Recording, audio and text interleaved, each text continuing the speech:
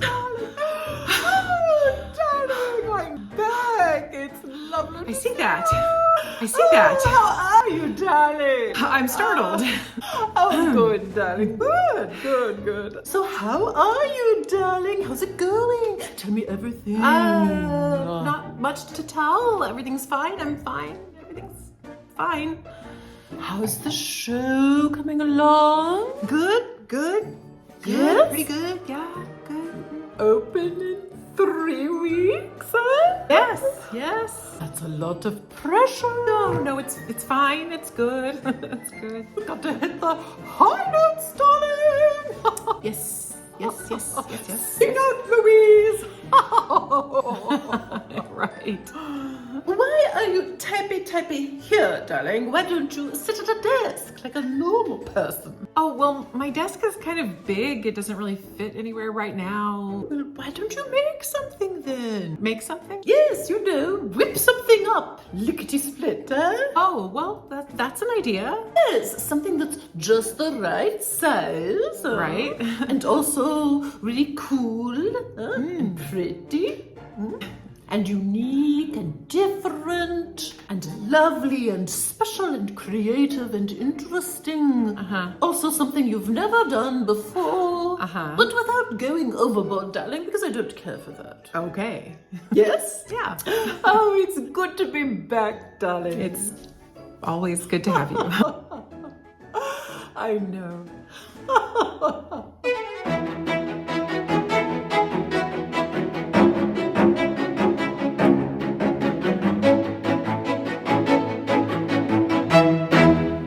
Hey everyone, I'm Andy. Welcome to Furniture Fables. Ever shared your home with a doctor or a musician or an engineer?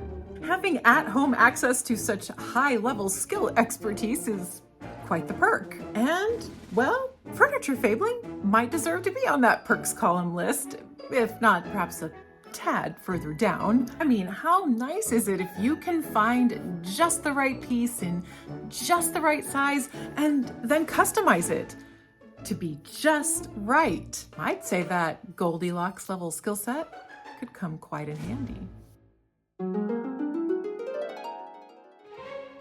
Here is my not yet, but possibly just right friend now.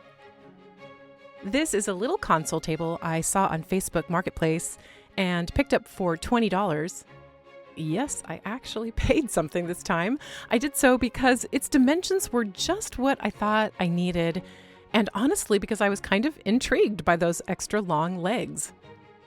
It's not a particularly high quality piece. Actually, I think this is it here on Walmart for $166.99. But that was actually fine with me. Sometimes it's kind of great not having the stress of working with a vintage or high quality piece. The table did, of course, have a few issues. Something was going on with its drawer, and it had a corner that had gotten wet. This was actually my fault, having not realized that it was sticking out of the garage during a little rainstorm. And its top had what looked like possible cigarette stains. And so, hoping I could do something special and unique and cool and pretty and different with this console table that I could also maybe use as a small desk in a pinch, I began. I started by removing that drawer and its kind of fun cowboy pulls. Definitely unique, but not the direction I was going to go in. And then I kind of fussed around a bit with the drawer.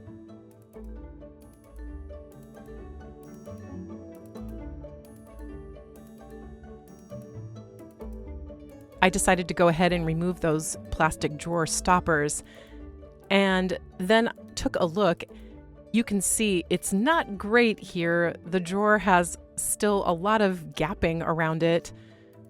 And I actually thought about reconstructing the drawer completely, but of course decided it would be kind of crazy with something of this quality to try to build a new drawer. I did go ahead and add a couple of washers to that center drawer rail and decided that was good enough for me.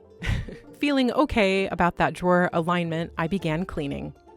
I used my simple green to give the whole piece a good wash, careful to get the water off really quickly, and then took advantage of our warm sunny day, letting it dry thoroughly out in the sun.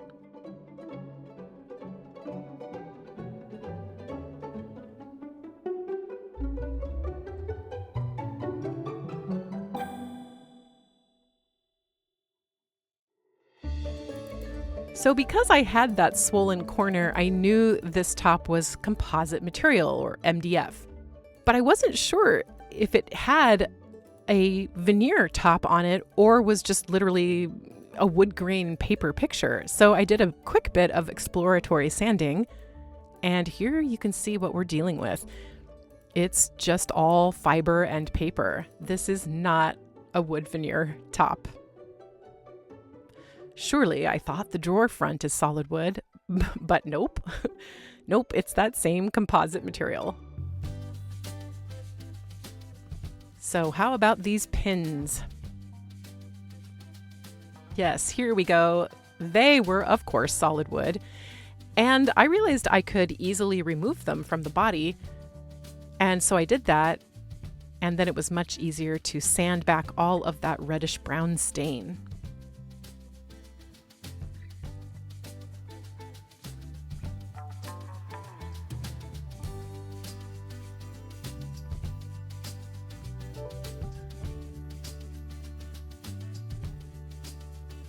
So let's take a close look at this corner. If you've ever wondered if wet MDF can be fixed, the answer is yes, as long as it's somewhat contained. I started by removing all of that material that had gotten wet, using my fingers and then this painter's tool to kind of chisel it out or shred it out, kind of like a hamster. It kind of reminded me of hamster bedding.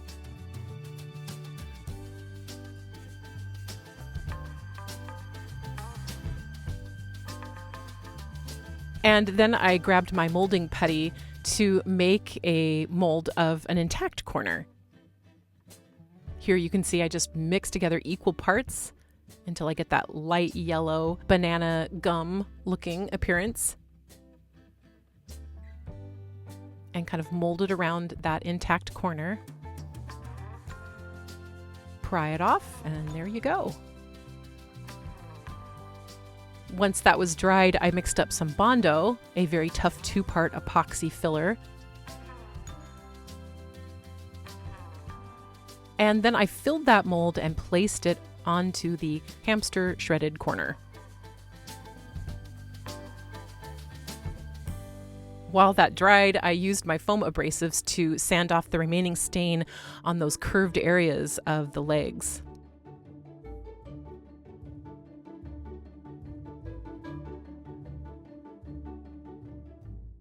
After about a half an hour, I removed the mold, and yay, look at that, we've got a corner again. I used foam abrasives again to carefully sand and kind of shape that repair. I wasn't too worried about getting it perfect because of what I had in mind for the top, and then I wiped back all of that dust.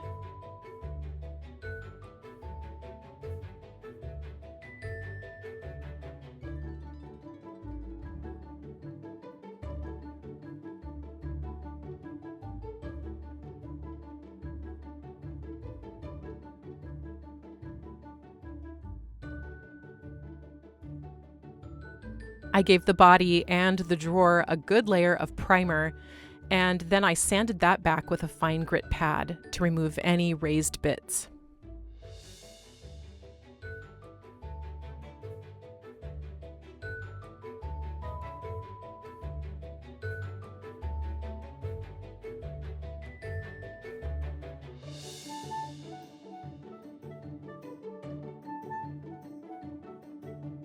Then, in order to help me with my overall design, I went ahead and put the legs back onto the body of the desk. I took a look at where I was and decided I wanted to try a new-to-me technique with this little table, a raised stencil. Now, I knew that I was not trying out this new-to-me technique under the best circumstances, and here is why.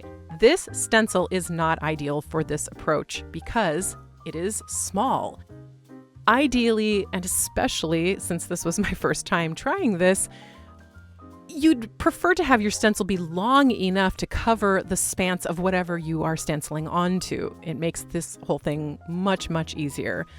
But I had also decided to give myself the freedom to try a quote-unquote relaxed version of the raised stencil. And so I told myself to just chill out, not get fussy. I'm just making this for me, and embrace the mess and just have some fun. Okay, so this is some 3D stencil fiber paste by Redesign with Prima. Kind of looks like marshmallow fluff, doesn't it? The way you apply it is to spread it over the top of a stencil, kind of like you're frosting a cake. And then you want to scrape off all of the excess. You then remove your stencil and voila, a raised effect. Pretty cool.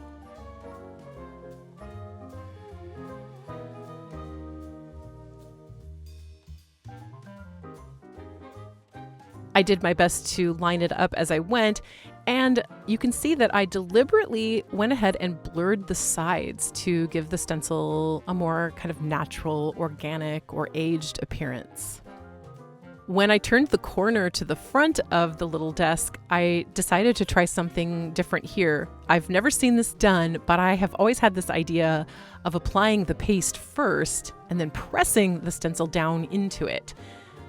Again, we are going for a very non-perfect look here. You know, think kind of deconstructed stenciling here. And yeah, I think we definitely achieved that. But I was still kind of curious to see what it would look like once I sanded it. So I just went ahead and left it. It was very tempting to scrape things off as I worked and change direction to a more perfect approach. But I stuck to my guns and I just kept moving.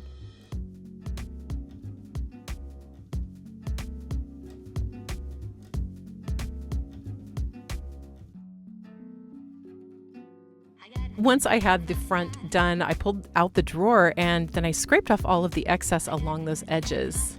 And then I did the same thing on the opening of the table.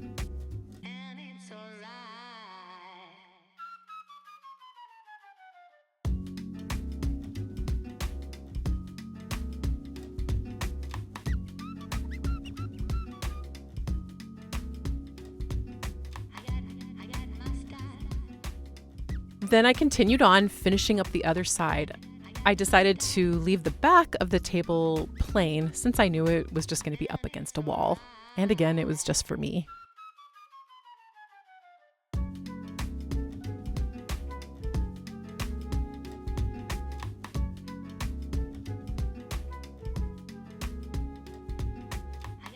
After the stenciling was done, I used that same paste to coat the entire top of the table. I wanted to really create kind of this older, kind of plastered look effect.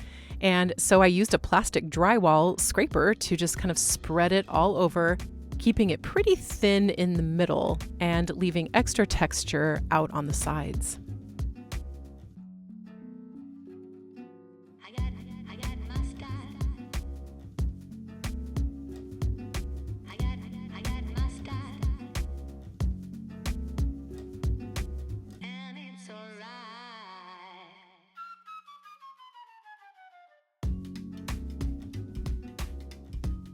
I let the fiber paste dry for a full 24 hours and then I began sanding.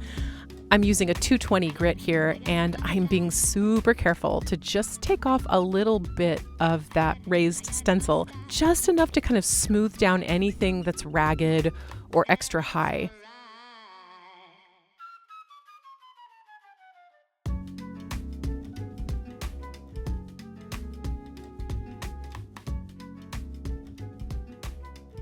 I used a foam pad to smooth down the corners and the extra texture on the top, and then I smoothed over that entire top, making sure that there wasn't anything gritty left over. So it actually felt pretty smooth.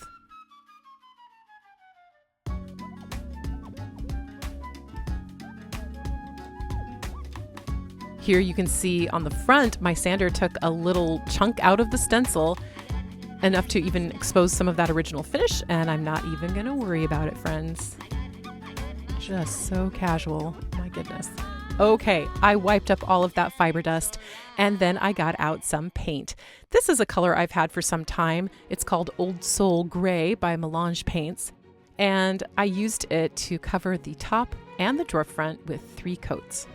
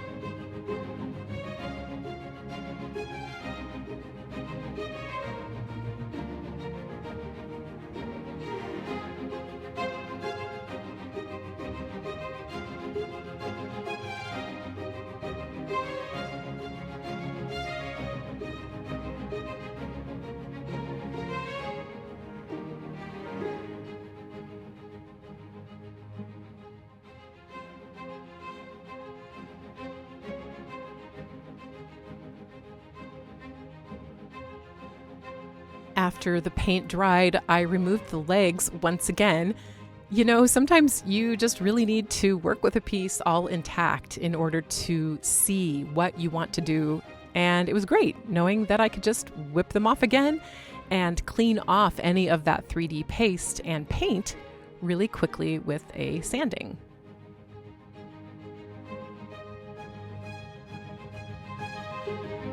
Once they were all clean, I grabbed some string and my ladder and I hung them up from my old garage door railing.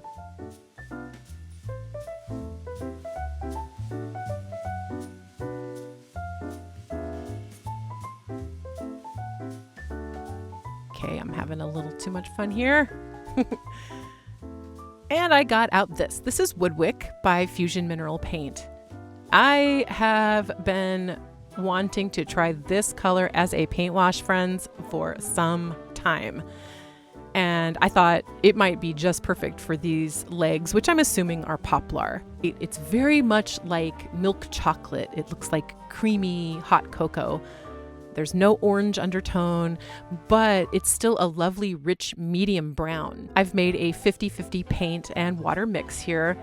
And so after wiping down the legs, to make sure they were dust-free, I began applying it with a brush and then wiping it back with a lint-free cloth.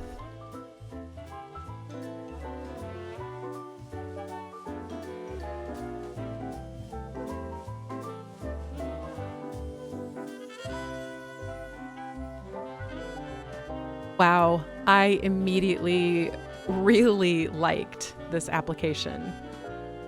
This is a nice brown, friends. Not too dark, not too light. Yeah, they started to look like chocolate sticks.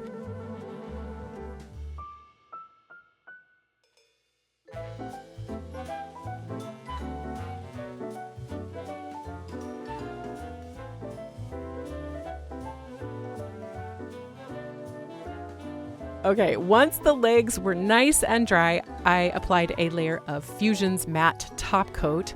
Can I also just say really quickly how glad I was that I hung the legs up like this to work with them. It was so great.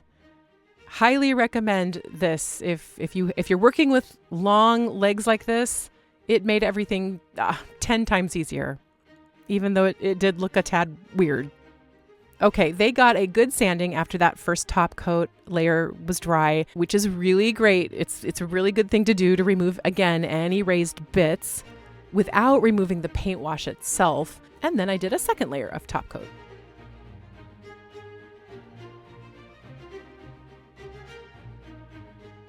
Keeping with the new to me ideas theme, I had an idea for a gold leaf application in my head for some time and decided what better time to experiment with it than with a piece I was making for myself.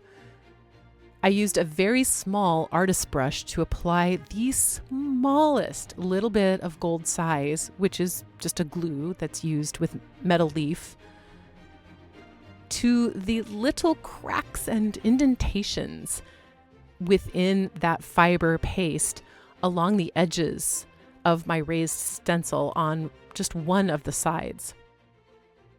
So I'm looking here for little divots in the paste, little tiny cracks and crevices. And again, just barely adding the smallest amount of glue.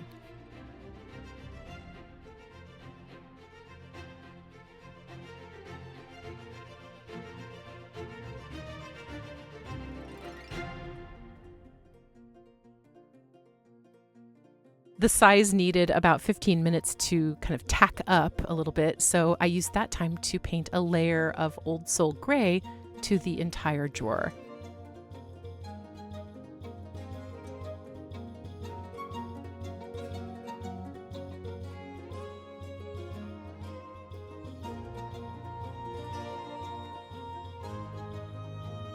Then I got out some Gold Leaf by Annie Sloan, and using a little brush, I applied it to that corner.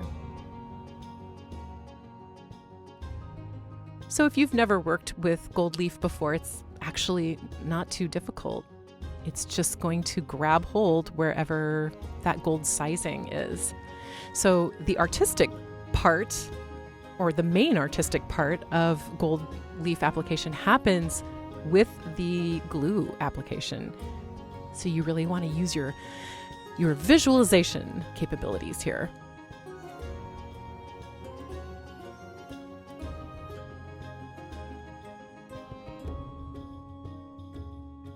I brushed away the excess, and then you can kind of see the effect that created.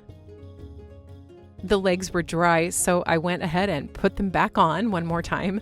And then to tone down the intensity of the gold, I decided to add a very, very light layer of that same blue paint, just enough to kind of tone it down. Now, I decided to stop there with this gold leaf application and not do any more. I was not sure, to be honest, if I was onto something here, kind of a gold flecked appearance, or if I had created the look of fillings, dental fillings. Please tell me what you think. I don't know. You think there's something here? Okay, I am going to add this very sweet wildflower paper that I found to the bottom of this drawer.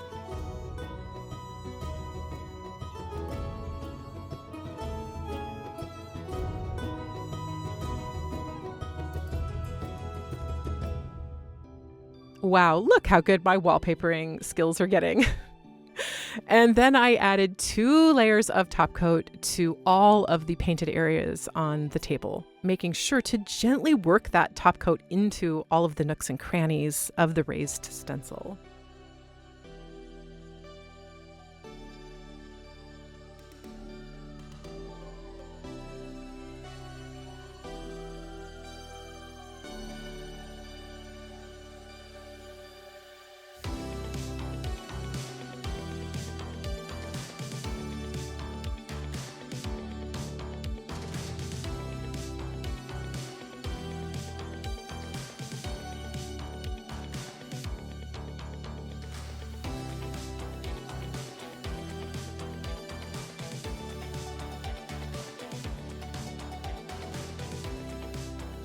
Okay, do you remember our not yet, but possibly just right friend?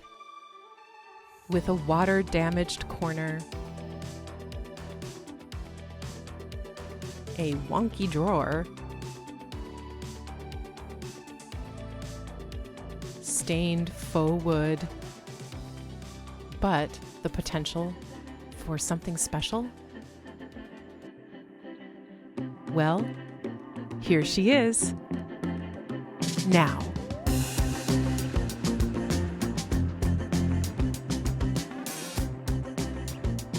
Hello, pretty little table. Her rustic, unfussy raised stencil, random glint of gold, and milk chocolate legs gave this table's maker a chance to try on some new colors, techniques, and ideas.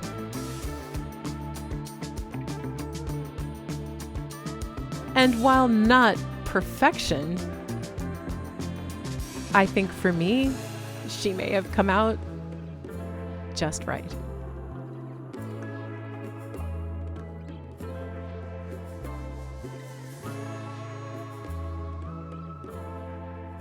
So how much did my just right little table cost me? Well, the table was $20. Primer and paint altogether was about $15. I used about $10 worth of that 3D stenciling paste. The stencil was $7, but I already owned it and had used it before, so I'll just throw in another $2. I used about $3 worth of that wallpaper. Those two pulls together were $15. I'll throw in another $10 for rags, sanding paper, and top coat, bringing my total out-of-pocket cost to $75. Not too bad for just right. So what did you think? Did you like that gold flecked idea? Do you think there's something there? Or did that taste too cold? Did you like that kind of rustic freeform approach to the raised stencil? Or were you as appalled as a bear finding their broken chair? I still really want to do a perfect, clean raised stencil. What about those milk chocolate legs? Ooh, I think I found a new favorite. That is a good paint wash. Wick, or any other kind of milk chocolate tone. Really nice. Really liked that one. And hanging those legs up was great too. Leave me a comment and let me know your thoughts on this fabled fairy tale. Click like if it was just right. And make sure to subscribe so you don't miss any future porridge taste tests. Sometimes you just gotta try some stuff. All of the porridge, all of the chair, all of the beds. You just, how are you gonna know? Thank you so much for joining me, my friends. I will see you next time for more Furniture Fables.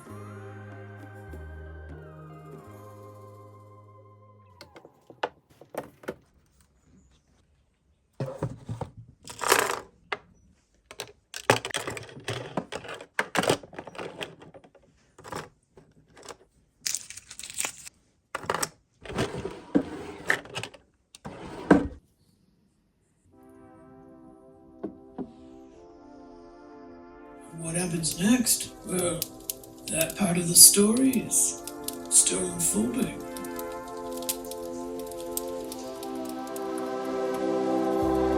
I could see this through. I could wait another night. One more night, one more night. I could fight it through till the darkness turns to light. One more night, one more night.